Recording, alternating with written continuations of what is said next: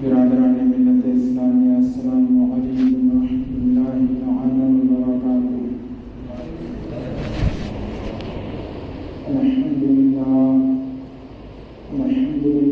رب العالمین والعاقبۃ للمتقین والصلاة والسلام علی اشرف الانبیاء والمرسلین وعلى آله الطيبين والطاهرين وأصحابه أجمعين، أما بعد، فأعوذ بالله من الشيطان الرجيم، بسم الله الرحمن الرحيم۔ واتخذ الله إبراهيم خليلا، صدق الله مولانا العظيم، وصدق رسوله النبي الأمين المتين الكريم، ونحن على ذلك لمن الشاهدين والشاكرين، والحمد لله رب العالمين۔ اے اشرف زمانہ زمانے مدد نما، اے اشرف زمانہ زمانے مدد نما، درہائے بستہ راز کلیدے کرم کشا، سرورا شاہ کریمہ دستگیر اشرفا، سرورا شاہ کریمہ دستگیر اشرفا، حرمت روح پیمبریت نظر کن سوئے ماں۔ حضرات گرامی، میں نے جس آیت کریمہ کی تلاوت کا شرف حاصل کیا، اس آیت کریمہ پر روشنی ڈالنے سے قبل مناسب سمجھتا ہوں کہ ہم اور آپ مل کے سب سے پہلے گنبد خضرا کی جانب لو لگا کر بھیک دینے والے آقا و داتا، دونوں عالم کے مالک و مختار، ہم غریبوں کے غمگسار، سید ابرار و اخیار، شہنشاہ ذی وقار، رحمت للعالمین، طہ و یاسین، جناب احمد مجتبی، ارواحنا فدا محمد مصطفیٰ صلی اللہ تعالی علیہ وسلم کے دربار عالی شان میں نہایت عقیدت و محبت کے ساتھ اپنی غلامی کا ثبوت دیتے ہوئے درود شریف کا نذرانہ پیش فرمانے کی سعادت حاصل کرے، اور پڑھے بلند آواز سے اللہم صلی علی سیدنا و مولانا محمد عدل الجود والکرم وآلہ الکرام وابنہ الکریم وبارک وسلم۔ حضرات گرامی، ابھی میں نے جس آیت کریمہ کی تلاوت کا شرف حاصل کیا، اس آیت کریمہ میں اللہ تبارک و تعالی ارشاد فرماتا ہے وَاتَّخَذَ اللَّهُ إِبْرَاهِيمَ خَلِيلًا، یعنی اللہ تبارک و تعالی نے حضرت ابراہیم علیہ السلام کو اپنا گہرا دوست بنایا۔ حضرات محترم، ہمارے پیارے رسول مصطفیٰ کریم صلی اللہ تعالی علیہ وسلم کے جد امجد حضرت ابراہیم علیہ السلام کی ولادت بسعادت بابل کے شہر میں نمرود مردود کے دور سلطنت میں ہوئی۔ نمرود بادشاہ کی حکومت پوری دنیا پر تھی۔ تاریخ سے ثابت ہے کہ 4 ایسے بادشاہ گزرے جن کی حکومت پوری دنیا پر تھی، جن میں سے 2 مومن تھے اور 2 کافر تھے۔ مومنوں میں ایک حضرت سکندر ذوالقرنین علیہ الرحمن اور دوسرے حضرت سلیمان علیہ السلام تھے، اور کافروں میں ایک بدبخت نصر اور دوسرا نمرود مردود تھا۔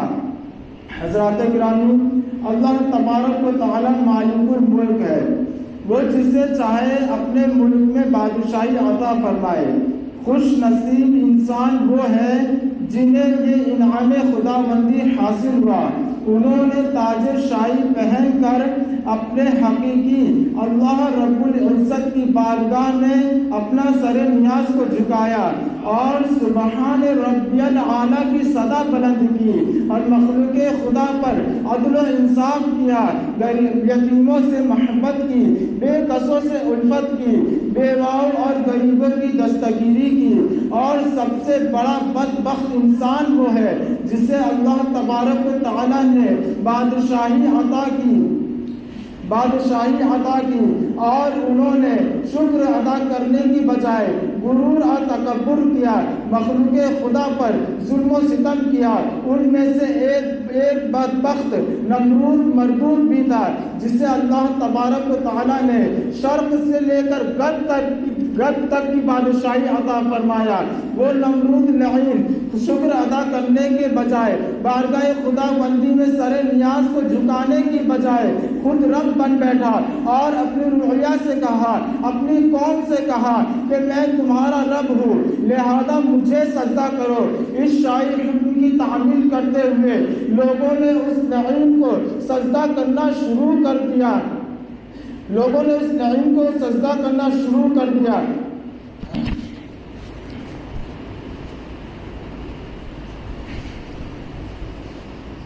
اور اس کے تکبر اور غرور میں مزید اضافہ ہوتا رہا۔ یہ لعین تاج شاہی پہن کر تخت پر بیٹھتا اور کاہنوں اور نجمیوں کو ہمیشہ اپنے ساتھ رکھتا تھا۔ کاہنوں اور نجمیوں یعنی جو خواب کی تعبیر بتایا کرتے تھے انہیں ہمیشہ اپنے ساتھ رکھا کرتا تھا۔ ایک دن کاہنوں اور نجمیوں نے دیکھا کہ نمرود لعین بڑا پریشان ہے، تو انہوں نے اس سے پوچھا کہ بادشاہ سلامت، کیا بات ہے کہ آج آپ غم زدہ کیوں ہو؟ تو اس لعین نے کہا کہ میں نے آج ایک خواب دیکھا ہے جس میں ایک ستارہ جس کے روشنی کے سامنے چاند و سورج کی روشنی مانند پڑ گئی ہے، یعنی پھیکی پڑ گئی ہے۔ اس خواب نے مجھے از حد پریشان کر دیا ہے۔ تو کاہنوں اور نجمیوں نے جب اس خواب کو سنا تو انہوں نے کہا کہ بادشاہ سلامت اس کی تعبیر یہ ہے۔ تو انہوں نے کہا کہ اس سال اس شہر میں اس سال ایک ایسا بچہ پیدا ہوگا جو اہل زمین کے دین کو بدل دے گا اور اس کے ہاتھوں سے تیری ہلاکت ہوگی اور تیری بادشاہی کو زوال پہنچے گا۔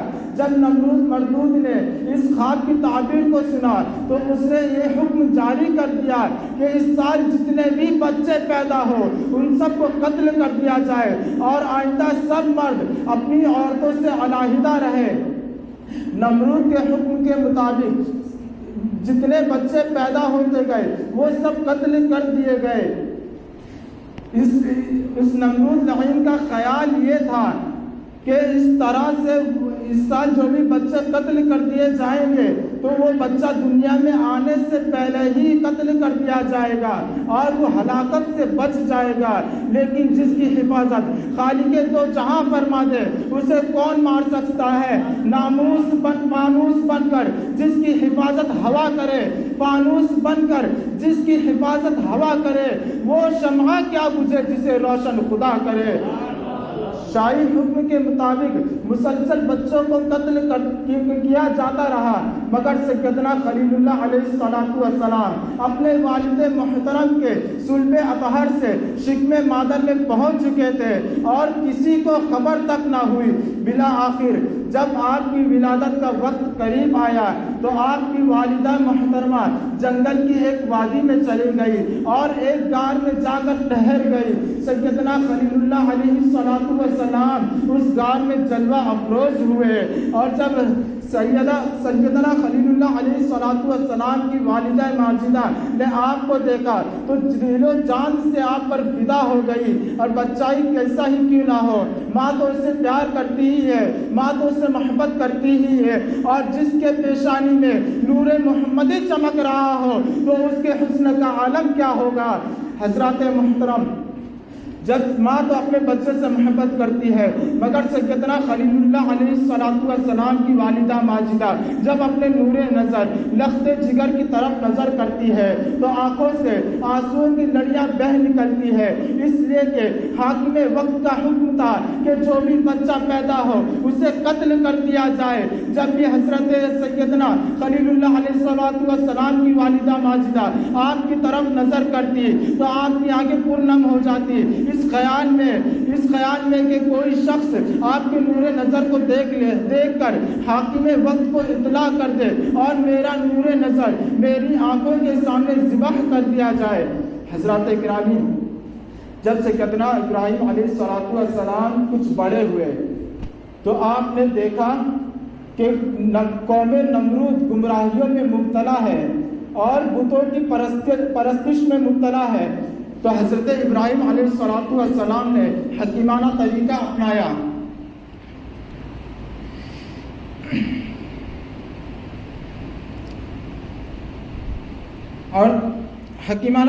اپنایا قوم نمرود بت پرستش میں مبتلا تھی، انہوں نے خدائے تبارک و تعالیٰ کی عبادت کرنے کی بجائے بتوں کی عبادت میں مشغول تھی اور ان کے قلب و اذہان سے رب تعالیٰ کی عبادت محو و معدوم ہو چکی تھی۔ غضب کی بات تو یہ تھی کہ آپ کا چاچا عزر نہ تو صرف بت پرست تھا بلکہ بت گر اور بت فروش بھی تھا، یعنی کہ بتوں کو بناتا تھا اور بیچتا تھا۔ حضرت ابراہیم علیہ السلام نے تبلیغ کا سلسلہ گھر ہی سے شروع فرمایا۔ اس مقام پر ان لوگوں کو بھی سبق لینا چاہیے جن کی بیوی اور بچے بے نمازی ہوتے ہیں اور ارد گرد میں بسنے والے بے نمازی ہوتے ہیں۔ حضرات محترم، تبلیغ ضرور ہونی چاہیے، مگر سب سے پہلے شہر میں جو لوگ تبلیغ کرتے ہیں وہ خود نہیں دیکھتے ہیں کہ ہمارے گھر میں بے نمازی ہے، ہمارے شہر میں بے نمازی ہے، بلکہ اپنا بوریا بستر باندھ کر دوسرے شہر کی طرف نکل جاتے ہیں تبلیغ کرنے کے لیے۔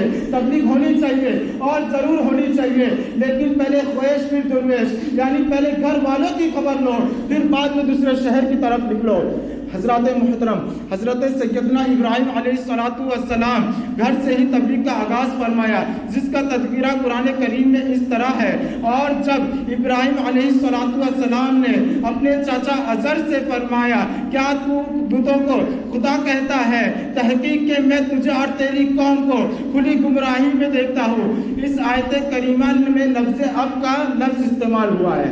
عربی میں اب کا معنی ہوتا ہے باپ کے، لیکن عربی میں اب کا معنی کہیں استعمال ہوتا ہے چچا کے لیے بھی۔ حضرات گرامی، تو عزر حضرت ابراہیم علیہ السلام کا چاچا تھا اور آپ کے والد گرامی کا نام تاریخ تھا۔ حضور نبی کریم صلی اللہ تعالی علیہ وسلم نے فرمایا کہ میں ہمیشہ پاک پشتوں سے پاک رحموں کی طرف منتقل ہوتا رہا۔ معلوم ہوا کہ نبی اکرم صلی اللہ تعالی علیہ وسلم کے والد گرامی حضرت عبداللہ سے لے کر سیدنا آدم علیہ السلام تک سرکار دو عالم صلی اللہ تعالی علیہ وسلم کے تمام آبا و اجداد پاک ہیں۔ تو آپ خود غور کیجیے اور فیصلہ کریے کہ نبی اکرم کے عزر کو نبی اکرم صلی اللہ تعالی علیہ وسلم کے آبا ہونے کا شرف حاصل نہ ہوا۔ حضرت نبی اکرم صلی اللہ تعالی علیہ وسلم کے آبا و اجداد حضرت عبداللہ سے لے کر حضرت آدم علیہ السلام تک پاک ہے، تو پھر حقیقت تسلیم کرنی ہوگی کہ سیدنا ابراہیم علیہ السلام کے والد محترم بھی پاک ہے۔ حضرات گرامی، حضرت ابراہیم علیہ السلام نے تبلیغ کا سلسلہ گھر سے شروع فرمایا اور اپنے چچا سے کہا کہ تو اور تیری قوم گمراہ ہے۔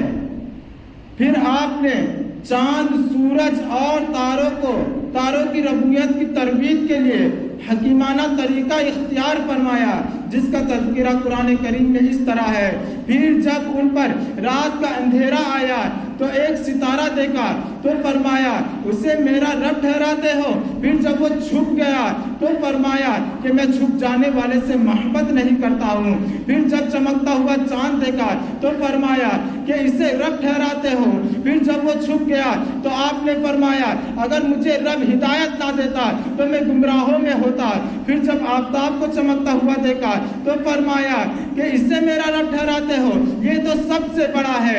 پھر جب وہ غروب ہو گیا تو فرمایا اے میری قوم بے شک میں تمہارے شرک سے بیزار ہوں۔ حضرات گرامی سیدنا ابراہیم علیہ السلام کا چاچا ازر اور اس کی قوم بتوں کی پرستش کے علاوہ چاند و سورج اور ستاروں کی بھی پوجا کرتے تھے۔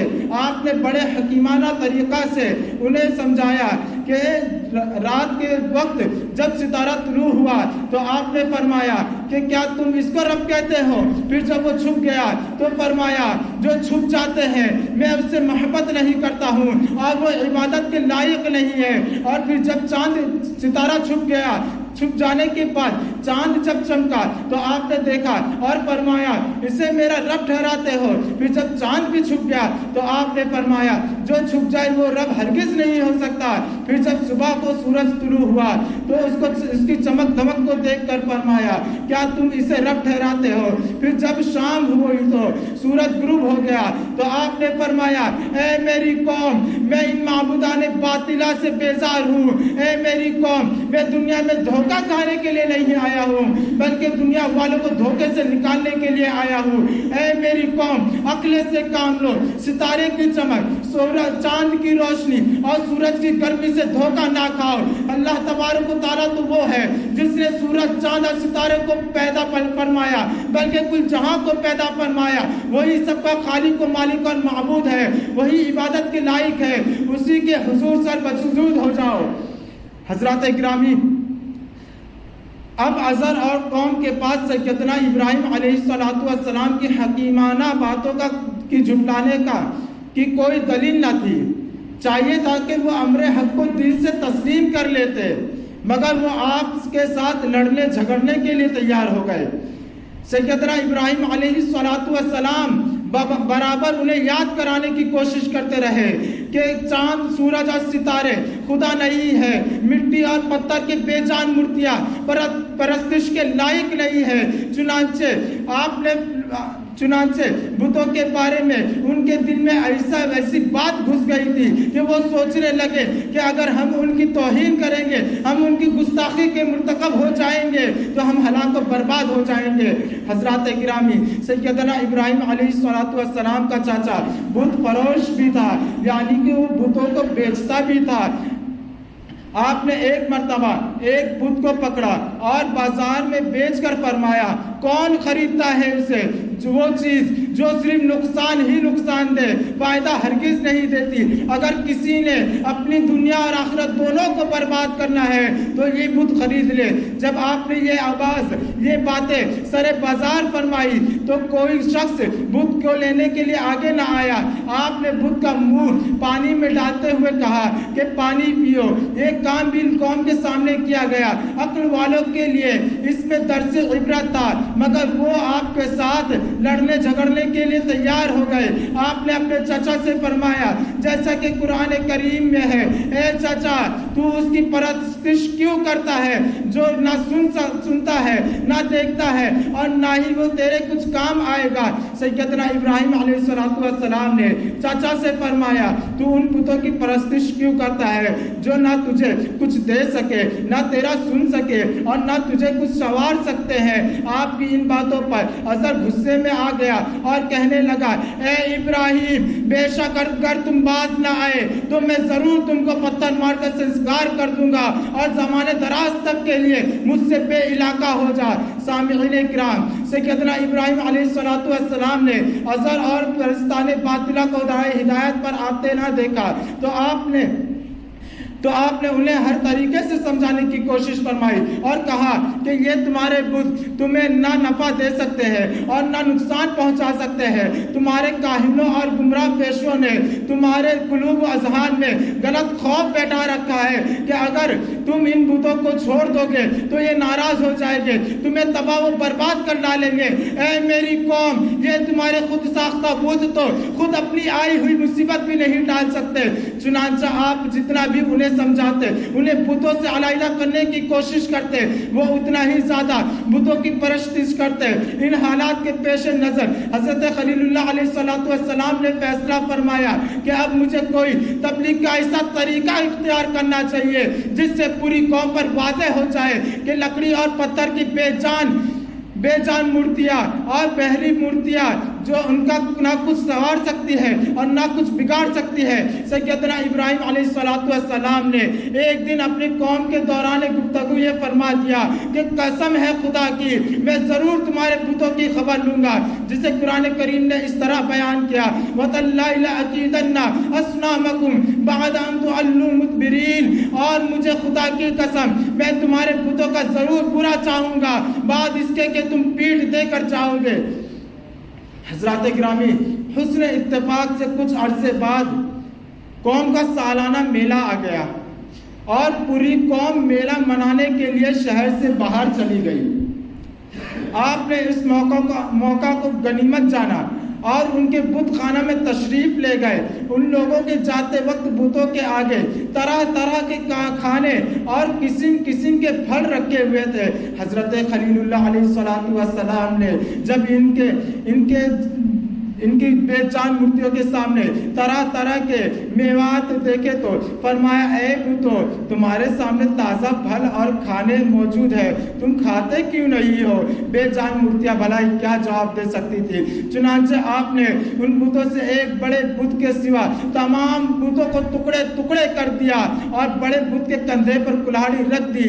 چنانچہ جس کا ذکر قرآن میں موجود ہے وَجَعَلَهُمْ جَزَازًا إِلَّا كَبِيرًا لَهُمْ, بس ان بتوں کو ٹکڑے ٹکڑے کر دیا مگر بڑے کو بغیر ٹکڑے ان کے لیے چھوڑ دیا. چنانچہ جب ان بتوں کے پجاری میلے سے فارغ ہو کر بت خانے پہنچے تو اپنے خود خواستہ خداؤں کی حالت دیکھ کر حیران ہو گئے کہ کسی کی ٹانگ نہیں, کسی کا کان نہیں, کسی کے ہاتھ نہیں, کسی کے پیر نہیں, سب کے سب زمین پر گرے پڑے ہوئے ہیں. صرف ایک بڑا بت صحیح سالم نظر آ رہا تھا. وہ لوگ آپس میں ایک دوسرے سے پوچھنے لگے, من فعل هذا بآلهتنا انه لمن الظالمین, کس نے ہمارے خداؤں کے ساتھ ایک کام کیا, بے شک وہ ظالم ہے. پھر ان میں سے چند لوگوں نے کہا, انہوں نے کہا, ہم نے ایک جوان کو انہیں برا کہتے ہوئے سنا ہے جسے ابراہیم کہتے ہیں. جب سرداروں اور کاہنوں نے سیدنا ابراہیم علیہ السلام کا نام سنا تو غیظ و غضب میں کہنے لگے, فأتوا به على أعين الناس لعلهم يشهدون, تو اسے لوگوں کے سامنے پلاؤ شاید وہ گواہی دے. چنانچہ سیدنا خلیل اللہ علیہ السلام کو سرداروں اور کاہنوں کے مجمع میں بلایا گیا جہاں پوری قوم کے پجاری موجود تھے. آپ بلا خوف و خطر اس اجتماعی عظیم میں تشریف لے گئے. جو ہی آپ وہاں پہنچے تو انہوں نے بڑے غصے کے ساتھ پوچھا, اے ابراہیم, کیا تو نے ہمارے خداؤں کے ساتھ یہ کام کیا ہے؟ سیدنا ابراہیم علیہ السلام کے اس اجتماع کو دیکھ کر دل ہی دل میں خوش ہوئے کہ اب موقع مل گیا ہے, اب میری تقریر سے پوری قوم کو اپنی غلطی کا احساس ہو جائے گا. آپ نے ان قوم کے سرداروں اور کاہنوں اور پجاریوں سے فرمایا کہ تم مجھ سے کیوں پوچھ رہے ہو؟ تمہارے بتوں کے ساتھ تم نے ایسا کیا کیا ہے؟ تو تم مجھ سے پوچھنے کی بجائے اپنے بڑے بت سے ہی کیوں نہیں پوچھ لیتے کہ ان کو کس نے ٹکڑے ٹکڑے کیا ہے؟ سیدنا ابراہیم علیہ السلام کے اس جواب پر کاہن اور سردار لاجواب ہو گئے اور شرمندہ میں غرق ہو کر سوچنے لگے کہ اب انہیں کیا جواب دیا جائے. قوم بھی اپنے کاہنوں اور سرداروں کی مکر و فریب کو سمجھ گئی. چنانچہ کاہن اور سردار گونگے ہو کر کہنے لگے جیسا کہ قرآن کریم میں ہے, پھر اپنے سرداروں کے سروں کے بل اوندھے ہو گئے کہ تمہیں خوب معلوم ہے کہ یہ بولتے نہیں. جب کاہنوں نے یہ اقرار کر لیا کہ بت بول نہیں سکتے تو آپ نے فرمایا, تب ہے تم پر اور ان پر جو خدا کے سوا پرستش کرتے ہیں, کیا تم کیا تم اتنا بھی نہیں جانتے؟ پھر تم انہیں خدا کیوں مانتے ہو جو اپنی خبر نہیں رکھتے؟ وہ تمہاری خبر کیسے لے سکتے ہیں؟ جو خود عاجز ہے وہ تمہیں کیا نفع دے سکتے ہیں؟ سیدنا خلیل اللہ علیہ السلام کا پوری قوم کے سامنے یہ بیان کے لیے راہ حق کو اختیار کرنے کے لیے کافی تھا، مگر ان بدبختوں نے حق کے تسلیم کرنے کی بجائے اللہ کے نبی کے ساتھ عداوت و دشمنی کا نعرہ بلند کیا۔ آپ کے متعلق سازشیں ہونے لگی۔ چلتے چلتے یہ بات حاکم وقت نمرود مردود تک پہنچ چکی تھی۔ نمرود نہ صرف اس قوم کا بادشاہ کہلاتا تھا بلکہ وہ خود کو اپنی رعیہ کا خدا تصور کرتا تھا۔ لوگ دیگر بتوں کی طرح اسے بھی سجدہ کیا کرتے تھے۔ نمرود لعین کو سیدنا خلیل اللہ علیہ السلام کے متعلق جب معلوم ہوا تو سوچنے لگا کہ اگر ابراہیم علیہ السلام کا سلسلہ تبلیغ یوں ہی جاری رہا تو وہ دن دور نہیں جب یہ شخص قوم کو مجھ سے برگشتہ کر دے گا۔ چنانچہ اس نے حکم دیا کہ ابراہیم علیہ السلام کو میرے دربار میں پیش کیا جائے۔ حضرت خلیل اللہ علیہ السلام کو دربار میں طلب کیا گیا تو آپ وہاں تشریف لے گئے۔ نمرود لعین نے آپ سے کہا کہ میں نے سنا ہے کہ تم ہمارے بتوں اور دیوتاؤں کے خلاف باتیں کرتے ہو اور ہماری اہلیت کے بھی قائل نہیں ہو۔ آپ نے نمرود کے بھرے دربار میں اعلان فرما دیا کہ بے جان پتھر کی مورتیاں کیسے خدا ہو سکتی ہے؟ تو بھی انسان ہے، ہم بھی انسان ہے، پھر تو خدا کیسے ہو گیا؟ خدا تو وہ ہے جس نے ساری کائنات کو پیدا فرمایا۔ ابراہیم علیہ السلام نے فرمایا میرا رب وہ ہے جو جلاتا ہے اور مارتا ہے۔ سیدنا ابراہیم علیہ السلام نے نمرود کے سامنے جب یہ کہا کہ میرا رب وہ ہے جو زندہ کرتا ہے اور مارتا بھی ہے، نمرود لعین نے جواب میں کہا کہ یہ کام تو میں بھی کر سکتا ہوں۔ چنانچہ اس نے قید خانے سے 2 قیدیوں کو بلایا، پھر ایک کو آزاد کر دیا اور دوسرے کو قتل کر دیا۔ سیدنا ابراہیم علیہ السلام اس کے اس فعل سے سمجھ گئے کہ یہ موت و حیات کی اصل حقیقت سے ناآشنا ہے۔ حضرات گرامی، وقت تمام ہوا، مدح باقی ہے۔ اللہ تبارک و تعالیٰ کی بارگاہ میں دعا ہے کہ ہم سب کو صحیح معنی میں حضرت برادران